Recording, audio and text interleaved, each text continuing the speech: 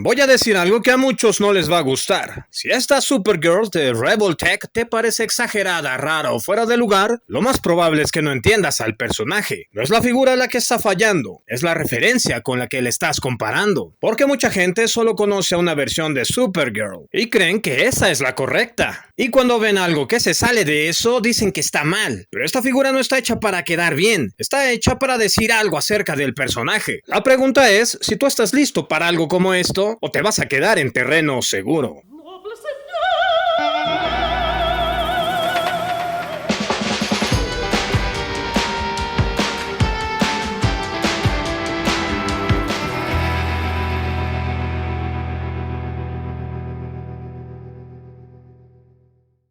Voy a ser muy directo. La mayoría de la gente que hoy opina sobre Supergirl no lo hace con todo el contexto del personaje. Está pensando en la versión de CW. Y no los culpo. Melissa Benoist. Dulce pastelito de vainilla. La serie duró 6 temporadas, más de 120 episodios, y eso en un mercado lleno de reboots y cancelaciones en cadena no es poca cosa. Prácticamente se terminó consolidando como la Supergirl de una generación, como en su momento lo fue Christopher Reeve o Henry Cavill con Superman. Y para muchos, técnicamente ella es la única referencia real del personaje. Y no me malinterpreten, esto no es una queja. Yo veía la serie. Y si es cierto, tenía un exceso de drama interpersonal, los guiones eran calidad estándar paleta payaso, y aún así, la disfrutaba, porque Melissa fue mejor Supergirl de lo que su propia serie le permitía hacer. Su cara Zor-El era noble, optimista y extremadamente contenida. Siempre correcta, siempre dentro de sus límites. Y sí, eso la acerca bastante a la versión clásica del personaje, pero también la aleja de otras interpretaciones más recientes, de una cara más feroz, más perdida y mucho menos cómoda en un mundo al que llegó demasiado tarde. Y quizás eso funciona para la televisión, donde los personajes necesitan ser constantes, predecibles, estables. No hay nada malo en eso. El problema aparece cuando alguien ve esa versión y decide que esa es Supergirl. Como si un personaje con más de 60 años de historia tuviera la obligación de quedarse exactamente igual para siempre, para siempre, para siempre, para siempre. Y discúlpame, pero si ese es el único referente que tienes, todo lo que se salga de eso te va a parecer raro. No porque esté mal hecho, sino porque ya estabas esperando otra cosa. Las expectativas, mi viejo enemigo. Y bien, bueno, ya hablamos de la versión de Supergirl que la mayoría tiene instalada de fábrica. Ahora les presento esto. Y hay algo que me resulta muy curioso, porque si alguien quisiera venderme una figura realista de Supergirl, esta sería una forma bastante extraña de hacerlo, porque normalmente un empaque intenta darte seguridad, intenta decirte cosas como: sí, este es el personaje que conoces y es la versión que recuerdas. Todo está exactamente donde debería estar, nene. Pero esta caja no parece particularmente interesada en hacer eso. Y es raro porque mientras más la veo, más me parece diseñada para llamar tu atención hacia todo aquello lo que normalmente una figura intenta suavizar. Parece sentirse muy cómoda haciendo algo más raro, más exagerado, más estilizado. Y la caja tiene una obsesión bastante evidente. Cada vez que abre la boca habla de movimiento. No parece interesada en convencerte de que se ve bien. Eso ya lo da por hecho. Su prioridad es tener todo el ritmo de una semidiosa kryptoniana de piernas largas. Hay algo que me encanta de esta escultura, y no es lo que están pensando. Me gusta que no tiene miedo al ridículo, en serio. Porque cualquier diseñador con un ataque moderado de inseguridad habría reducido esas piernas en un 20%. Habría suavizado la cintura. Habría corregido algunas posiciones. Habría intentado verse más serio, más respetable, más seguro. Kai Yodo hizo exactamente lo contrario. Y esa decisión me parece mucho más interesante de lo que parece. Porque cuando una escultura empieza a pedir disculpas por existir, normalmente ya perdió. Empieza el protocolo de la autocorrección. Se suaviza. Y esconde las cosas que la hacen distinta. Pero esta principesa no lo hace. Esta figura parece completamente convencida de lo que quiere ser. Y eso se nota en cada curva de esa llamativa silueta. Estas piernas no llegaron aquí buscando aprobación. Y esa cintura no vino a negociar con nadie. Y esa carita tiene exactamente la cantidad de anime necesaria para irritar a la gente correcta. Porque claramente alguien decidió que jugar a lo seguro era una idea muchísimo menos interesante. Y déjenme decirles algo, en nombre de la humanidad, gracias. Porque prefiero 1000 veces una figura con personalidad que una figura que pasa 10 años intentando no ofender a nadie. Pero bueno, aquí no vamos a criticar a nadie, ni a McFarlane, ni a nadie. Durante décadas, Supergirl tuvo un problema muy simple. Era difícil verla como algo más que una extensión de Superman después de recibir un rayo feminizador. Era la prima, la protegida, la versión con minifalda del héroe más poderoso de DC. Pero los mejores desarrollos de personaje suelen ocurrir cuando un editor toma una decisión cuestionable. Y para encontrar el origen de esta historia, tenemos que regresar a Crisis en Tierras Infinitas. Ya saben, el evento donde DC destruyó su propio multiverso, mucho antes de que eso se convirtiera en una estrategia de marketing. Después de la crisis llegó el infame embargo kryptoniano. La administración de DC decidió llevar el concepto del último hijo de Krypton hasta la última consecuencia, con toda la democracia de un dictador. Adiós Krypto, adiós Kandor, adiós criminales de la zona fantasma y adiós Kara Zor-El. Porque si eres el último hijo de Krypton, resulta complicado tener una prima. Ahora bien, eliminar de las portadas a una rubia de 1,70 m, con abdomen marcado, elasticidad olímpica y poderes divinos, no es precisamente una decisión económicamente razonable. Así que DC hizo lo que cualquier corporación responsable hubiera hecho: reinventó el producto. Y así nació Linda Danvers, no como la prima de Superman, sino como un personaje que convirtió la búsqueda de identidad en el verdadero corazón de Supergirl. Ya no importaba de dónde venía, importaba descubrir quién quería ser. Y años después, cuando Bruce Timm recuperó a Kara para el universo animado, también recuperó buena parte de esa idea. Esa fue la Supergirl con la que muchos crecimos, más rebelde, más emocional, más frustrada. Y sí, she's a snack.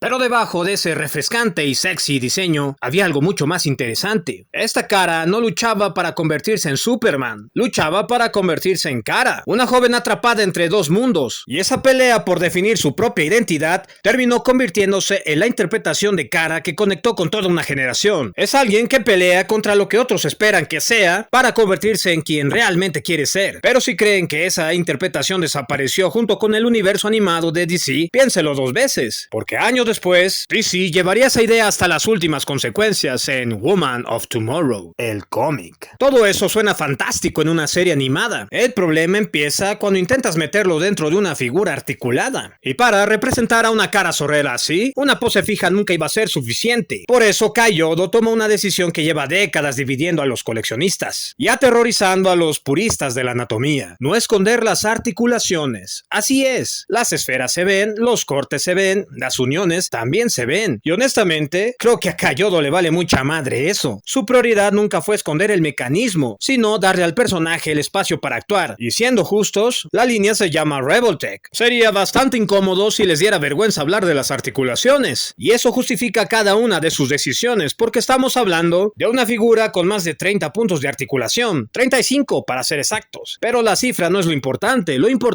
es lo que puedes hacer con ellas. Porque esta Supergirl puede verse heroica, puede verse desafiante, puede verse elegante, puede verse relajada, puede verse adorable, y puede pasar de una personalidad a otra en cuestión de segundos. Y eso es como dicen en mi pueblo: magna cum difficultate. Los famosos revolver joints tienen personalidad propia, los clics, la resistencia, la forma en que cada articulación decide exactamente dónde quiere quedarse. Al principio parece extraño, antinatural, pero como todo lo rico, al principio no es tan rico. Después entiendes que no estás moviendo una figura, estás dirigiendo una escena. Y una vez que te familiarizas con el sistema, esta cosa se vuelve absurdamente divertida. Y la capa. Aparentemente alguien en Kal Yodo observó todo ese rango de movimiento y decidió que todavía no era suficiente. Así que le pusieron alambre. Y déjenme decirles que... ¡carajo, qué excelente decisión! Y después de unas cuantas horas jugando con esta figura, terminas entendiendo algo. La articulación nunca fue el truco. La capa tampoco. El verdadero truco es que Kal Yodo convirtió una figura aparentemente simple en algo mucho más profundo de lo que parece a primera vista. La maldición de las rubias, supongo. Lo cual resulta apropiado porque durante muchos años la gente cometió exactamente el mismo error con Kara Zor-El. Y Woman of Tomorrow existe prácticamente para corregirlo. La mayoría de la gente habla de este cómic como si hubiera reinventado a Supergirl, aunque no estoy muy seguro de que eso haya ocurrido así, porque las mejores historias no siempre crean algo nuevo. A veces toman una idea que lleva décadas cocinándose y finalmente descubren qué hacer con ella. Para cuando Woman of Tomorrow llegó a las tiendas de los cómics, Ya había sobrevivido al embargo kryptoniano, había heredado parte de la búsqueda de identidad que definió la era de Linda Danvers. Y toda una generación había crecido viendo a la cara de Liga de la Justicia luchar por algo más que ser la prima de Superman. Woman of Tomorrow no inventó esa versión del personaje, pero sí la definió. Por primera vez alguien hizo la pregunta más incómoda de todas. ¿Quién es Kara cuando le quitas a Superman de la ecuación? Y la respuesta no fue una heroína perfecta. Era una sobreviviente que recuerda todo lo que perdió y que lleva años intentando descubrir qué hacer con ese dolor. Por eso esa historia funciona tan bien, porque Superman ni siquiera es el centro de la conversación. Por primera vez Kara no existe en función de nadie más. Deja de ser la versión Superman Light para convertirse en Kara Zor-El. Y después de más de medio siglo de historias, resulta que eso era suficiente. Durante años Kara vivió persiguiendo los fantasmas de Krypton, porque el dolor puede mantenerte mirando hacia atrás. Pero las historias más brillantes comienzan cuando encuentras el valor para seguir adelante. Y después de todo este viaje volvemos al mismo problema. Supergirl sigue siendo un personaje difícil de definir, demasiado kryptoniana para algunos, demasiado humana para otros, y quizá por eso esta figura me gusta tanto, porque nunca intenta resolver esa discusión, simplemente elige una dirección y se compromete con ella hasta las últimas consecuencias. Además, ayuda a que la escala funciona sorprendentemente bien con muchas colecciones, lo cual es bastante conveniente, porque si me preguntan exactamente qué escala es, la respuesta técnica es complicada. No es realmente 1 a 12, pero tampoco sería 1 a 10, y honestamente, cada vez que la pongo junto a otras versiones de personajes de DC, termino apreciándola más, porque tiene presencia, tiene identidad. Ahora bien,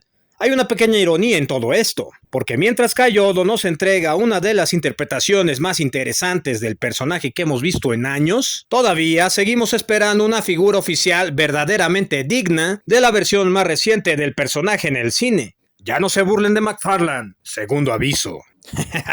Pero ya hablando en serio, creo que las versiones live action de este personaje merecen algo mejor. Merecen una figura capaz de capturar la misma personalidad, la misma energía, la misma presencia y sobre todo la misma actitud. Pero mientras eso ocurre, esta Amazing Yamaguchi sigue siendo una de las interpretaciones más interesantes que puedan encontrar del personaje. No porque sea perfecta y no porque sea definitiva. Y definitivamente no porque intente complacer a todo el mundo, sino porque entendió algo que tomó décadas descubrir. Kara Zor-El funciona mejor cuando deja de intentar ser la próxima Superman y simplemente se permite ser Supergirl. Crisis infinitas, reboots, multiversos y al final lo único que necesitaba era ser ella misma. Primera vez que veo que funciona ese consejo. Pero díganme ustedes, ¿esta versión les convence o es mucho para su colección? Los leo en los comentarios. Y no olviden super suscribirse y participar en todas esas misteriosas actividades rituales que tanto le gustan a YouTube. Yo soy Geek Rex. Nos vemos en el futuro.